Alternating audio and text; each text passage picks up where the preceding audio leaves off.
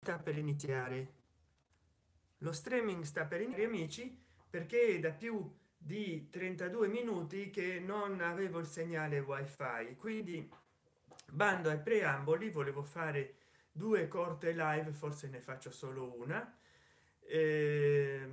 Volevo trattare oggi, visto che ho trattato della religione perenne, della religione universale l'altra volta, volevo approfondire il tema. Volevo anche parlare dell'idioma universale esperanto, ma soprattutto parlerò forse soltanto di ciò che ho appreso questa mattina o questo pomeriggio, non mi ricordo bene. Cari amiche mie, sì, e cari amici miei, perché a forza di incrociare gli aggettivi, qui dal vostro Sant'Enchan, come potrete vedere, c'è un taglio di capelli più fresco, più consono alla stagione. Prima c'avevo una folta chioma, adesso beh, allora dicevo, queste elezioni venezuelane sono allo stile bulgaro, perché come si è potuto vedere ha vinto con il 70% dei voti Nicolás Maduro. Però molti dell'opposizione, come è anche successo tempo prima in Russia, sono stati incarcerati o sono stati mandati all'esilio. Quindi si vede che con che libertà si sono celebrate le elezioni.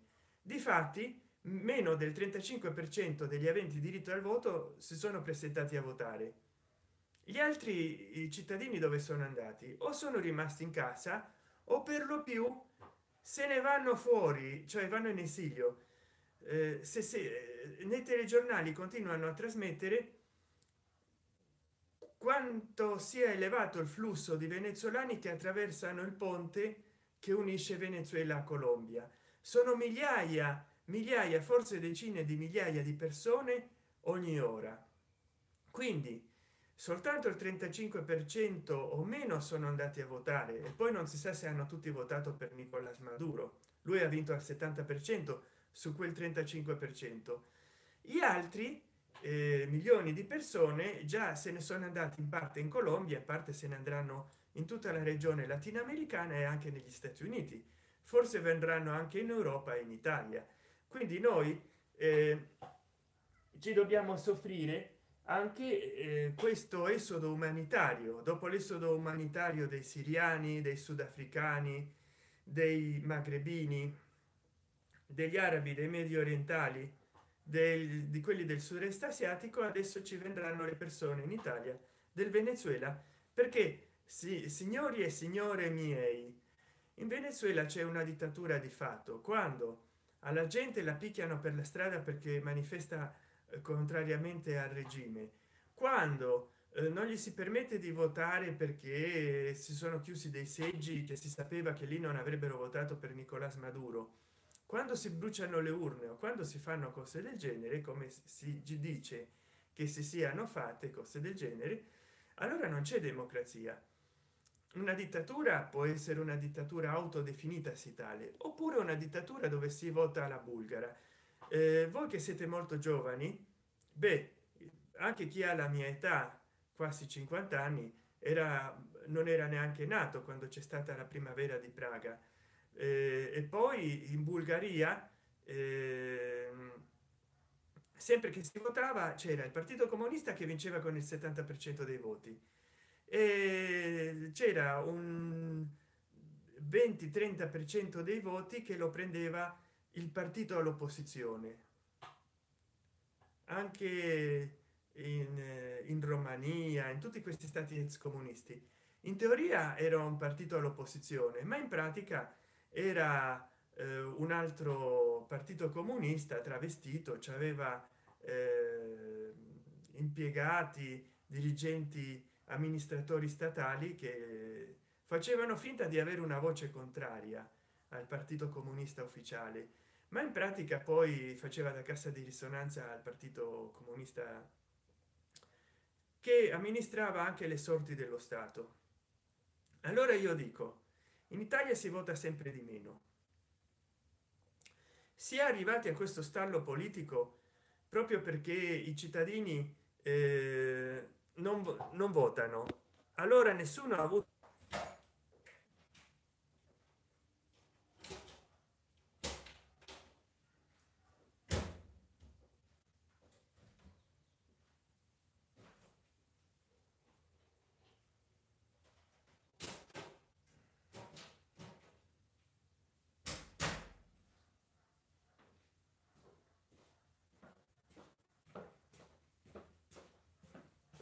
Ecco, è ritornata. Dicevo, non si sono potute fare delle coalizioni in Italia. Scusate la mia assenza, ma il wifi era saltato. Non si sono potute fare delle coalizioni in Italia, nessuno ha avuto la maggioranza assoluta per colpa tanto della legge elettorale, che non si sa se si dovrà rifare, chi la rifarà, vecchi politici, nuovi politici, con questo accordo fra pentastellati e la Lega di Salvini, ma anche per la sfiducia degli elettori. Ma non si può non andare a votare, perché altrimenti consegniamo le mani, cioè consegniamo il paese. Consegniamo le mani, ci arrendiamo, manine, come direbbe Mario Circello, che poi non rivedo da molto tempo, sono preoccupato. Manine, consegniamo il paese nelle mani di chi, come Nicolas Maduro, raccoglie appena il 35% dei voti, o forse di meno, perché ci sono stati dei brogli, perché gli altri, addirittura in Venezuela c'è così tanta crisi umanitaria, manca il cibo, mancano i medicinali, la gente muore, che siccome sanno che ci sarà broglio elettorale, magari avrebbe vinto lo stesso, preferiscono andarsene piuttosto che votare.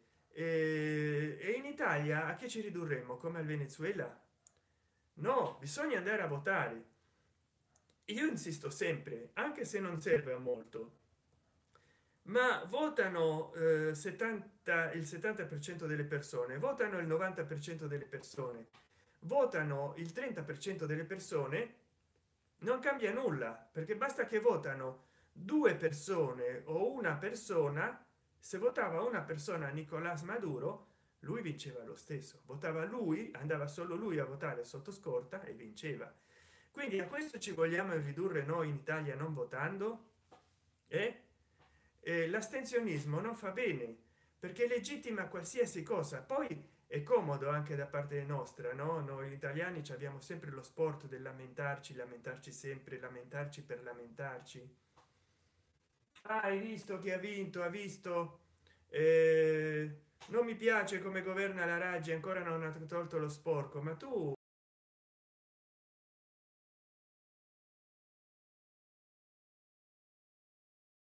dovevi votare, perché così hai diritto a lamentarti. Se votavi la Raggi ti lamentavi per quello che non ha fatto e ti ha promesso, se votavi per qualcun altro ti lamentavi perché non ha vinto qualcun altro. Invece quando non si vota per nessuno ci si lamenta di tutto. Se la Raggi fa bene le cose ci si lamenta che fa bene le cose la Raggi, se le fa male ci si lamenta che le fa male.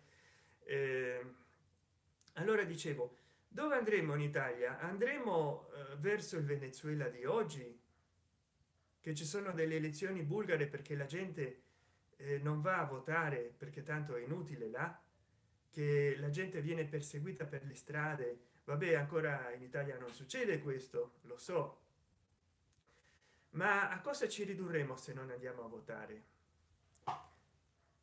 Veramente. Poi qua ci sono 11 minuti di live, io non so, già passa il tempo. Come passa il tempo?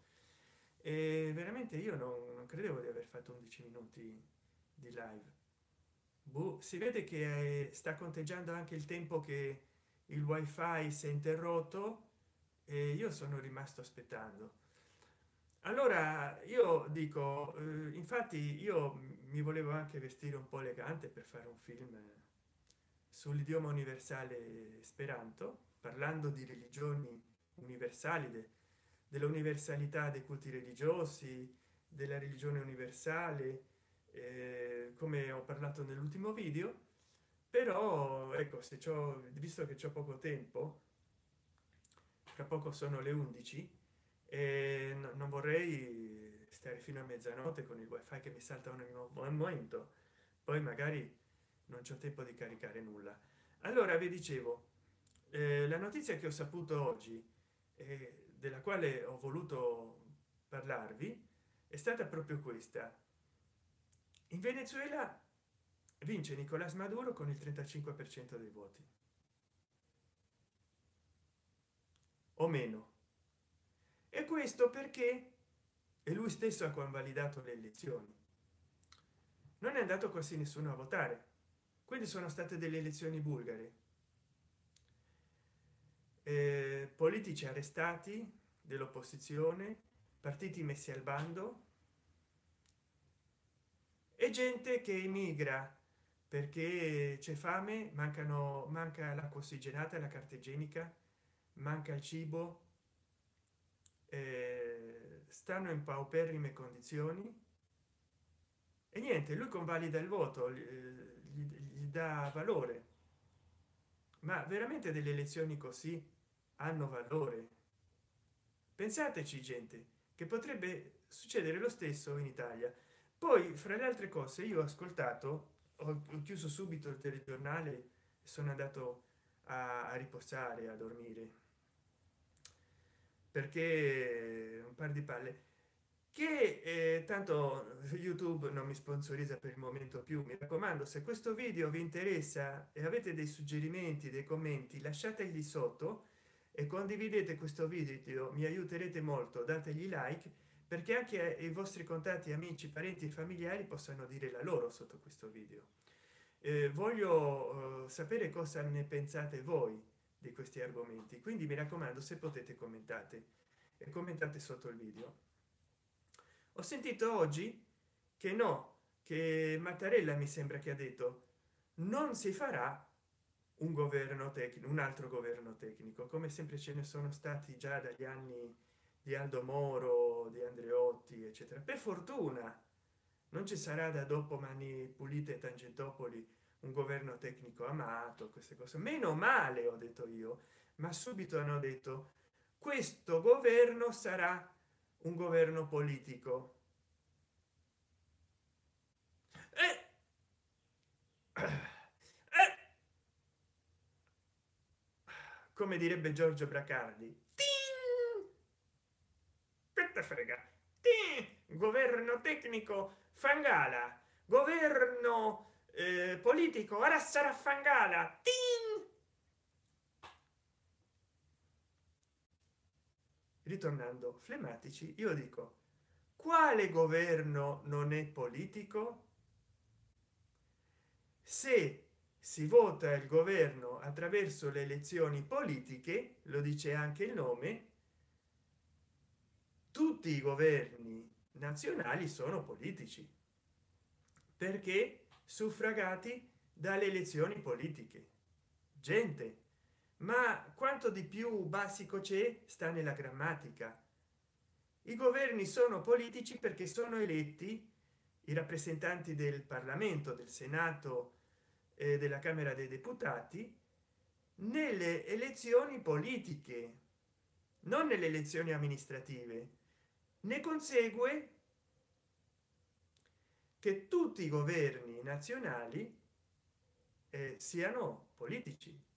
Adesso se ne escono tin, Fangala governo politico, tin, Rassara Fangala governo politico, che hanno fatto, hanno salvato il paese dall'avere un governo tecnico.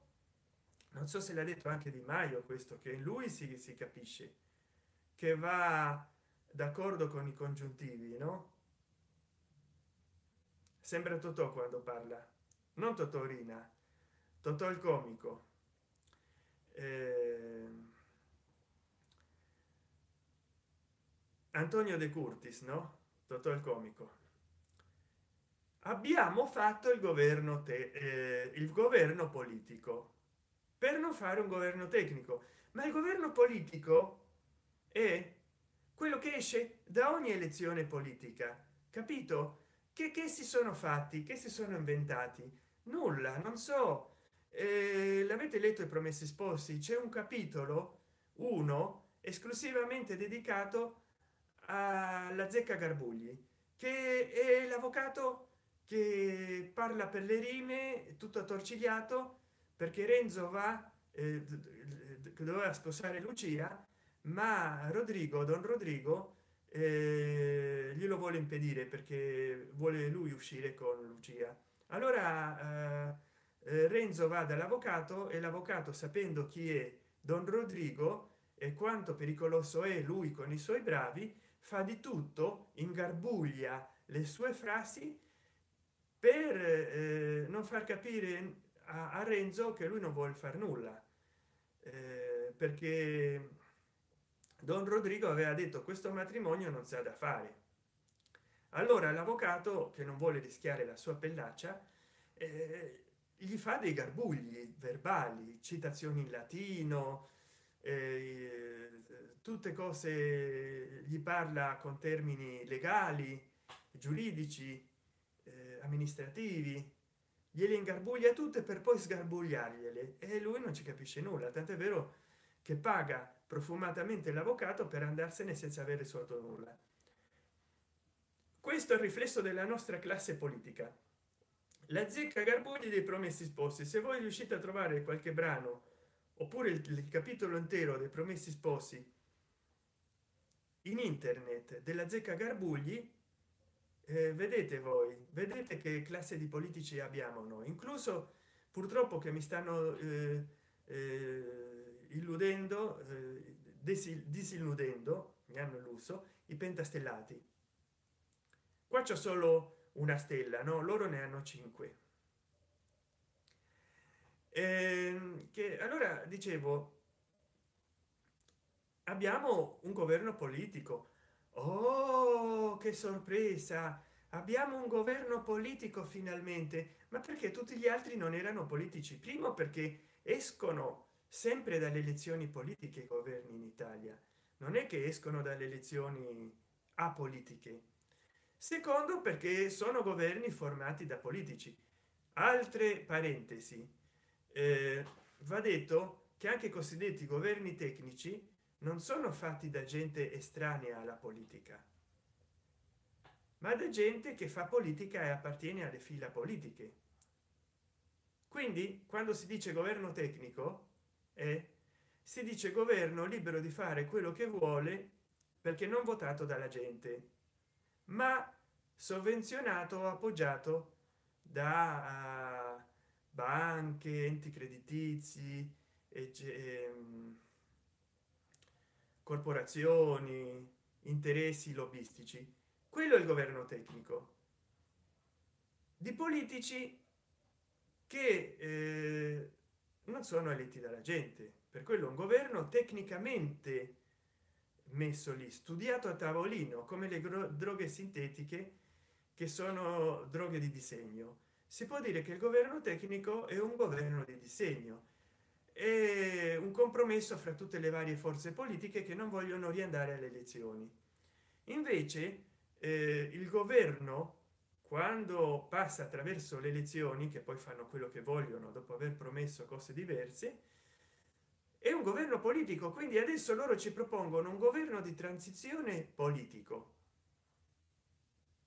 E poi quanto durerà? Un anno, 2 anni, 4 anni, 5 anni? Si andrà alle elezioni con una nuova legge elettorale. Questo governo politico, che tutti i governi sono politici, farà la nuova legge elettorale perché rimangono tutti i vecchi politici a fare la nuova legge elettorale.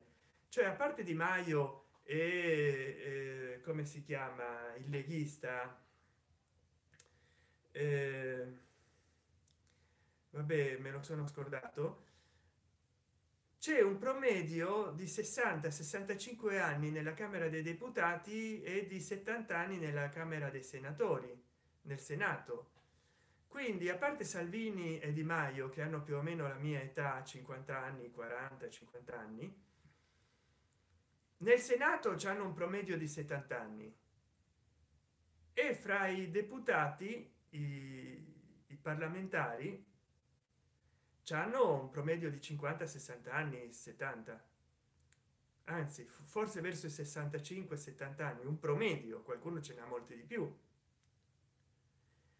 E allora qual è il nuovo nella politica? Il nuovo che avanza a me sembra come più che altro che bisogna dire il nuovo che avanza, c apostrofo avanza, più che avanza.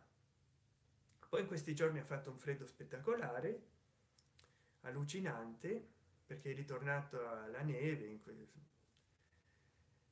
beh, che dire, no, niente, sono queste le novità, che Venezuela già è uno stato in rovina, è uscito dal terzo mondo, che è il mondo che avanza, e ormai è un mondo che avanza, c apostrofo avanza.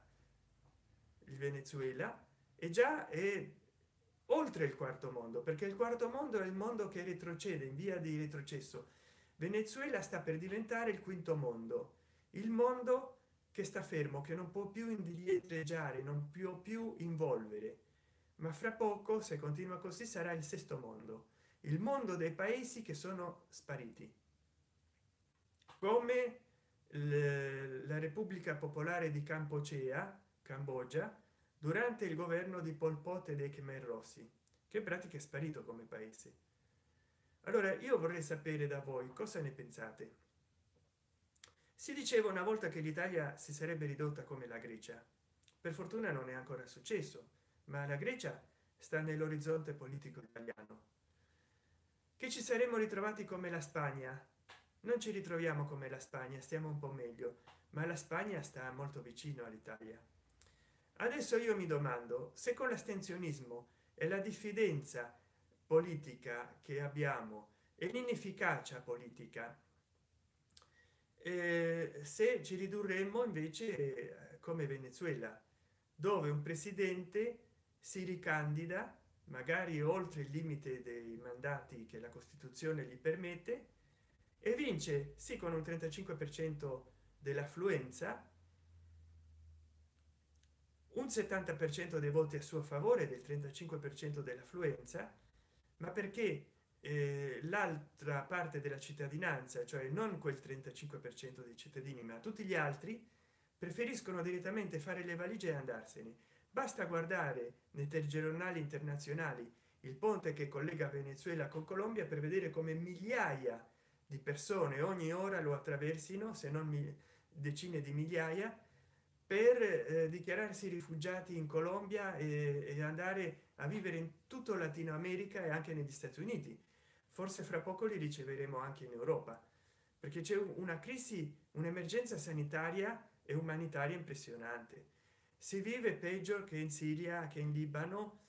Beh, in Libano adesso si sta bene, che in Palestina o che in Iraq o che in Afghanistan, perché manca cibo, manca medicinali, manca anche la carta igienica, il dentifricio, manca tutto, l'acqua minerale. Alla gente gli danno delle borse di cibo che già quando gliele consegnano è avariato, e poi gli danno solo un chilo di farina, una bottiglia di olio. Sembra che hanno la tessera della fame che c'era in Italia durante la seconda guerra mondiale. Sembra il livello di razionamento che avevano nell'Unione Sovietica, sembra la tessera della spesa che hanno ancora nella Cuba castrista, perché non stanno più al governo di Castro, ma Castro, Raúl, il fratello dell'altro che è morto, è rimasto come leader del Partito Comunista, che in pratica regge le sorti dello Stato e dell'esercito, come capo dell'esercito, una volta morto Fidel, e si ritirerà nel 2023-2022 Raúl Castro. Quindi anche se dalle elezioni cosiddette libere cubane è venuto fuori questo che non mi ricordo il nome, che è pur sempre parente dei Castro, eh, Raúl Castro resta a governare l'esercito e il Partito Comunista, che sta sopra il governo della Repubblica Comunista Cubana fino al 22 23 2022 2023. E poi quando si ritirerà veramente non lo so, perché magari come Saggio del Monte continuerà a governare dall'alto. allora le elezioni venezuelane sono sempre più uguali a quelle cubane, con un partito oppositore che contava poco o nulla e il cui leader si è complimentato, leader di questo partito oppositore cubano, per la vittoria del candidato del partito comunista cubano. Quindi penso un po' che dissidente che è. Non c'è dissidenza a Cuba, non c'è pensiero alternativo, non c'è opposizione, alla faccia di chi in Italia si immagina che, che il comunismo sia l'alternativa, sia la vera dissidenza, sia la vera opposizione. Ecco, quando vanno al governo i comunisti non c'è più spazio per dissidenza, per opposizione, per alternativa, altro che l'immaginazione al potere. Però voi cosa ne pensate? Ci ridurremo alla stregua del Venezuela se nessuno va più a votare, alla stregua di Cuba e di questi vecchi regimi? Come potrà la politica, non dico i politici, ma la politica, recuperare la fiducia della gente? Perché ogni volta che si è fatto un nuovo partito si è scoperto che l'hanno fatto vecchi politici. Ma la gente come può partecipare della politica, fare dei partiti politici per conto proprio? Allora mi raccomando, se questo video vi è interessato, commentate qui sotto e poi condividete questo video con più persone possibile, in modo che anche loro possano commentare. Adesso vi lascio perché sono le 11 e fa freddo. Io mi volevo vestire elegante ma il wifi non partiva, allora sprecavo tempo. Più di 28 minuti, quasi 29 minuti, il vostro Senten Chan vi saluta. Mi raccomando, io non vi chiedo denaro, non vi chiedo di caricare la PayPal, poi in futuro metterò i video che vi suggerisco di guardare, tanto nel riquadro in alto a destra come nelle anteprime, negli angoli. Ma guardate i miei video, condivideteli, commentateli e dategli like. Quante più volte si vedono, tante più volte io mi avvicinerò alle fatidiche 4000 ore. Poi se potete iscrivetevi al canale, azionate la campanella. Mi raccomando, aiutatemi, sono disoccupato ma io non vi chiedo denaro, non mi sembra giusto, perché anche molti di voi state nelle mie stesse situazioni e allora mi sembra ingiusto. E poi un'altra volta parleremo di altri argomenti. Adesso volevo parlare oggi dell'idioma universale Esperanto, perché abbiamo parlato che se esiste una religione universale, nel un qualche cosa del genere nello scorso live. Però vabbè, sarà per un'altra volta. Non ci poteva essere un idioma, una religione universale senza un idioma universale. Allora vi lascio, grazie di avermi seguito, ciao ciao.